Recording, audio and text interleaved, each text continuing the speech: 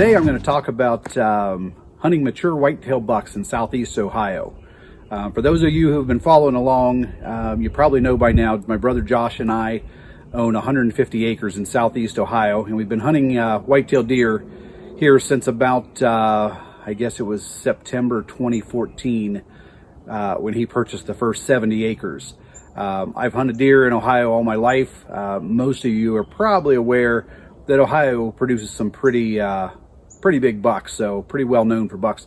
I thought it'd be fun to walk through some pictures of the last several years to show you the deer that we've taken, as well as those that are on camera that you know, maybe the neighbors got or that could still be running around. There's some pretty impressive bucks, so hang around. We're gonna walk through it a year at a time. Thanks. Okay, I'm going to start off in 2015, which was the first year that that we really seriously hunted the property. This first buck that you see, a big 10-point that we got on camera. There's a couple pictures of him here. We never saw him, but we were getting a decent number of pictures of him. Keep an eye on him or take a good look at him, because I think you may see him pop up in subsequent years. Just a matter of trying to identify him. All right, next buck is, this is Josh's 10-point that he shot with his bow. This was the first buck that he took off the property, and as of 2015, and actually as of today, his biggest buck to date. A nice buck that came during the rut in November. So after Josh got his buck, I asked if it was okay if I came down to gun hunt. I went out opening morning, foggy morning, as soon as it was daylight.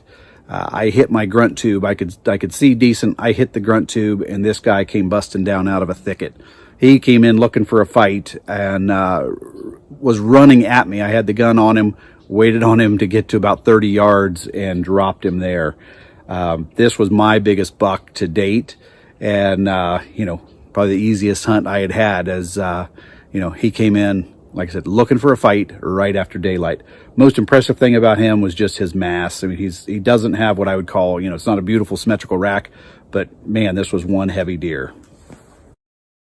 So 2016 opening day found me in a new spot that I had never hunted before. Got permission to hunt the neighbor's property and found a spot where I had, you know, good visibility right outside of a thicket. Right at daylight, this guy comes out, 16 scoreable points. Walked right into me, closed the distance from about 120 yards into about 40 where I shot him. Took the year before's buck and just dwarfed him in size and became the biggest buck I had ever shot. Was pretty excited. 2 years in a row I had shot nice bucks within the first 30 minutes of daylight. I've named both of these bucks the unlucky bucks, because a good friend of ours made the comment about how lucky I was to get them. I'll take the luck. It was 35 years of hunting for me to get these two bucks. And so he calls me lucky. I call them the unlucky bucks. So I'll start 2017 off with a few trail cam photos.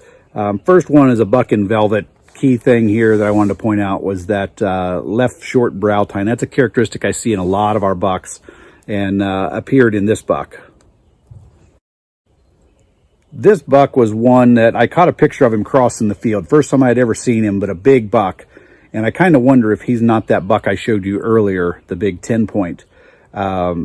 He's got a split G3. He's got a sticker off of his G2.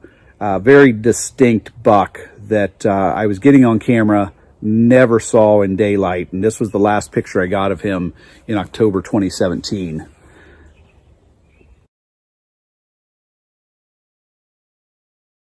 So 2018 was, I'd call it the year of the 9-point. Had several running around. This was one of the first that I got on camera. Then I got this one that had the real distinct G2, G3 that are coming out together on the left side. I had him in bow range in October, made a mistake, spooked him, and I never saw him again. Not sure he made it through the season. Here's another. This is a nice solid 9. Couple pictures of him, and I'll let you decide if this next picture, if this is the same buck or not. I believe it is. but you can see that consistent, the length on those G2s.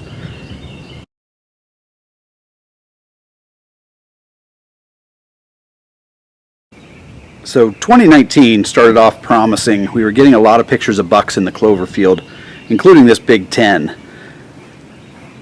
When he came out of velvet, this is late September, discovered that he was a 10 point with a split brow, making him a 11. I got pictures of him throughout the year. He was pretty consistently coming into the clover field around 6:30 at night. Never could catch him within bow range. November 17th, I had him in a mineral lick, so he was making it through the season.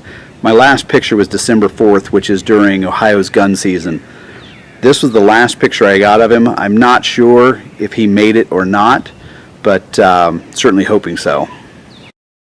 So this buck was one that was showing up on the camera quite a bit. 9 point, very distinct. He has some curves there on his beam, and he's got that short left tine. So very similar to the buck we'd seen the year before with the that was in velvet with the shorter tine. Could very well be the same buck. Mid-November, I think it was, I got a text from the neighbor Nick that he had shot it, put a tape to it, and it came in at 137 inches. So another nice buck taken off the property and off the area.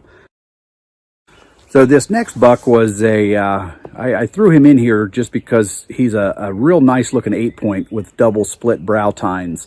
So mainframe 8 with double split brow tines. And I got a couple pictures of him. Nice buck that, you know, given time is going to grow to be a big buck, and we were hoping he would make it through the season.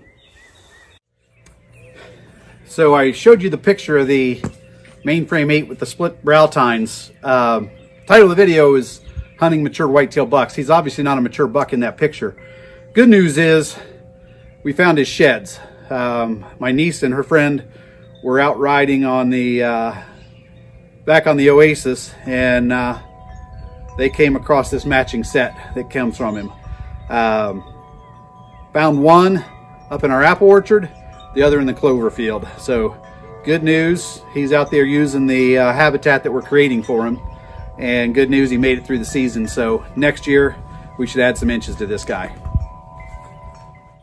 These last two bucks from 2019, I saw these guys regularly. They were together from spring, I shouldn't say spring, from summer through fall. When I saw one, I always saw the other. I got pictures, a ton of pictures of them. You know, refer to them just as the 9 point in the big 6 with, you know, the big 6 has the obvious name. Saw them all season long, got some late season pictures of them, and I know for a fact that both of these guys made it through the season. They're going to grow, add some nice, hopefully some mass, and inches to be great 2020 bucks. So I told you earlier in the video that the 2017 buck, the massive buck that we'd been seeing, after October I didn't see him anymore, and promised you that I'd give you another look at him. Here he is. October 2019, I was headed to my stand and I found him in the brush. This was all of him that was left. It's the exact rack from that 2017 picture that I had in late October. So he'd laid there for 2 years. I don't know how he made it 2 years without being chewed up any worse than he is. But just a massive rack. I mean, you look at this, couple characteristics that he's got that we've seen in a lot of our bucks. He's got this sticker that was one of the ways I was able to identify him when I found him. This split tine up here, this is something I haven't seen in a lot of bucks, but was something I was able to pick out of the picture and recognize that this is definitely the 2019 buck. Other characteristic that I see in a lot of these bucks is this sweeping beam with the starts of a 9 or a 10 out here. There's a lot of the bucks that don't form that point, but we see that bump out there. So I told you I would share him with you. This is what I found. I've got a tag from the DNR for him. I promptly came and asked for that, so I would have that. A buddy of mine scored him. I don't have the exact score. I'm going to look for it so I can share that with you, but he was in the 160 to 165 range without any deductions or before taking any deductions. So sad to see that's how we found him, but kind of a cool rack to add to the collection. So One more look at him there. I'm sure there's more of them out there like him. The genetics are out there. So there he is. Well, I know I always enjoy seeing pictures of big bucks, and I hope you enjoyed seeing some of the bucks that we've got running around our property and some of them that we've been lucky enough to harvest. If you've enjoyed the video, hit the like button, hit the subscribe button, because you're going to see a lot more videos of things that we're doing on our property, whether it's things with our tractors, habitat management, hunting, fishing, trapping, getting the kids outdoors, lots going on. So hit that like button, share us with your friends, and subscribe to see more. Thanks, and see you soon.